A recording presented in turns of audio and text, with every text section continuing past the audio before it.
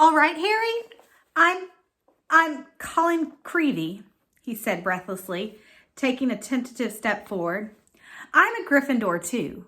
Do you think, would it be all right if, can I have a picture? He said, raising the camera hopefully. A picture? Harry repeated blankly. So I can prove I've met you, said Colin Creevy eagerly, edging farther forward. I know all about you. Everyone's told me. About how you survived you know who, tried to kill you, and how he disappeared, and everything, and how you've still got a lightning scar on your forehead. His eyes raked Harry's hairline. And a boy in my dormitory said if I develop the film in the right potion, the pictures will move. Colin drew a great shuddering breath of excitement and said, It's amazing here, isn't it? I never knew all the odd stuff I could do was magic till I got my letter from Hogwarts. My dad's a milkman. He couldn't believe it either, so I'm taking loads of pictures to send home to him. And it'll be really good if I had one of you. He looked imploringly at Harry. Maybe your friend could take it and I could stand next to you? And then could you sign it? Signed photos? You're giving out signed photos, Potter? Loud and scathing, Draco Malfoy's voice echoed around the courtyard. He had stopped right behind Colin, flanked, as he always was at Hogwarts.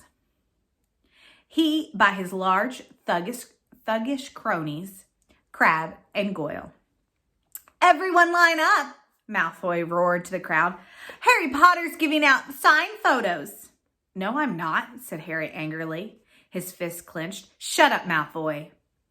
You're just jealous, piped up Colin, whose entire body was about as thick as Crabbe's neck. Jealous, said Malfoy, who didn't need to shout anymore. Half the courtyard was listening in. Of what? I don't want a foul scar right across my forehead, thanks. I don't think getting your head cut open makes you that special myself. Crabbe and Goyle were snickering stupidly. Eat slugs, Malfoy, said Ron angrily. Crabbe stopped laughing and started rubbing his knuckles in a menacing way. Be careful, Weasley, sneered Malfoy. You don't want to start any trouble, or your mommy will come and take you away from school. He put on a shrill, piercing voice. If you put another toe out of line. A knot of Slytherin fifth years nearby laughed loudly at this. Weasley would like a signed photo, Potter, smirked Malfoy. It'll be worth more than his family's whole house. Ron whipped out his spello-taped wand, but Hermione shut Voyages with Vampires with a snap and whispered, Look out. What's all this? What's all this? Gilderoy Lockhart was striding towards them, his turquoise robes swirling behind him. Who's giving out signed photos? Harry started to speak, but he was cut short as Lockhart flung an arm around his shoulder and thundered jovially. Shouldn't have asked. We meet again, Harry. Pinned to Lockhart's side and burning with humiliation, Harry saw Malfoy slide smirking back into the crowd.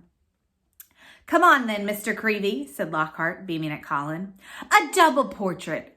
Can't do better than that. And we'll both sign it for you. Colin fumbled for his camera and took the picture as the bell rang behind them, signaling the start of afternoon classes. Off you go, move along there, Lockhart called to the crowd, and he set off back to the castle with Harry, who was wishing he knew a good vanishing spell, still clasped to his side. A word to the wise, Harry, said Lockhart paternally as they entered the building through a side door. I covered up for you back there with young Creevy. If he was photographing me too, your schoolmates wouldn't think you're setting yourself up so much. Deaf to Harry's stammers, Lockhart swept him down a corridor lined with staring students and up a staircase. Let me just say that handing out signed pictures at this stage of your career isn't sensible. Looks a tad big-headed. Harry to be frank. There may well come a time when, like me, you'll need to keep a stack handy wherever you go. But, he gave a little chortle, I don't think you're quite there yet. They had reached Lockhart's classroom, and he let Harry go at last. Harry yanked his robe straight and headed for a seat at the very back of the class, where he buried himself with piling all 7 of Lockhart's books in front of him, so that he could avoid looking at the real thing. The rest of the class came clamoring in, and Ron and Hermione sat down on either side of Harry. You could have fried an egg on your face, said Ron. You'd better hope Creevy doesn't meet Ginny, or they'll be starting a Harry Potter fan club. Shut up, snapped Harry. The last thing he needed was for Lockhart to hear the phrase Harry Potter fan club. When the whole class was seated, Lockhart cleared his throat loudly, and silence fell.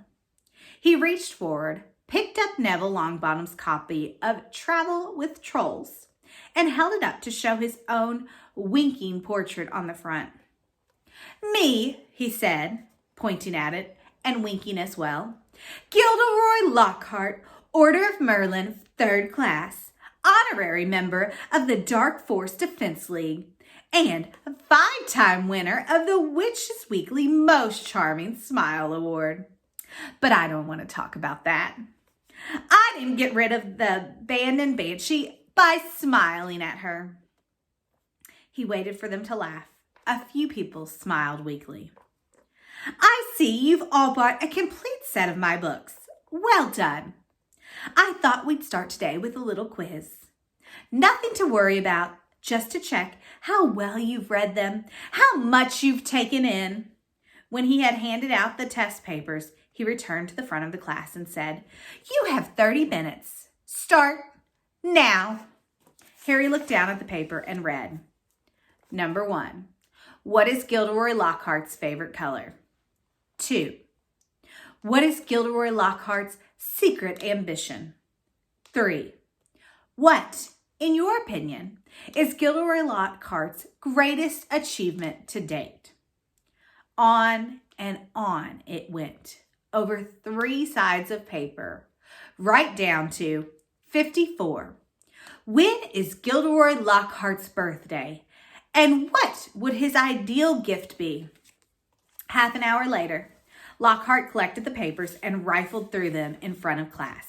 Tut, tut. Hardly any of you remembered that my favorite color is lilac. I say so in Year with the Yeti. And a few of you need to read Wanderings with Werewolves more carefully. I clearly state in Chapter 12 that my ideal birthday gift would be harmony between all magic and non-magic people. Though I wouldn't say no to a large bottle of Ogden's Old Fire whiskey. He gave them another roguish wink. Ron was now staring at Lockhart with an expression of disbelief on his face. Seamus Finnegan and Dean Thomas, who were sitting in front, were shaking with silent laughter. Hermione, on the other hand, was listening to Lockhart with rapt attention and gave a start when he mentioned her name. But Miss Granger knew my secret ambition is to rid the world of evil and market my own range of hair care products. Good girl. In fact, he flipped over her paper. Full marks. Where is Miss Hermione Granger? Hermione raised a trembling hand. Excellent, beamed Lockhart. Quite excellent. Take 10 points for Gryffindor. And so, to business. He bent down behind his desk and lifted a large covered cage onto it. Now, be warned. It is my job to arm you against the foulest creatures known to wizard kind. You may find yourselves facing your worst fears in this room. Know only that no harm can befall you while I'm here. All I ask is that you remain calm. In spite of himself, Harry leaned around his pile of books for a better look at the cage. Lockhart placed a hand on the cover. Dean and Seamus had stopped laughing now. Neville was cowering in front row seats. "I must ask you not to scream," said Lockhart in a low voice. "It might provoke him." As the whole class held its breath, Lockhart whipped off the cover.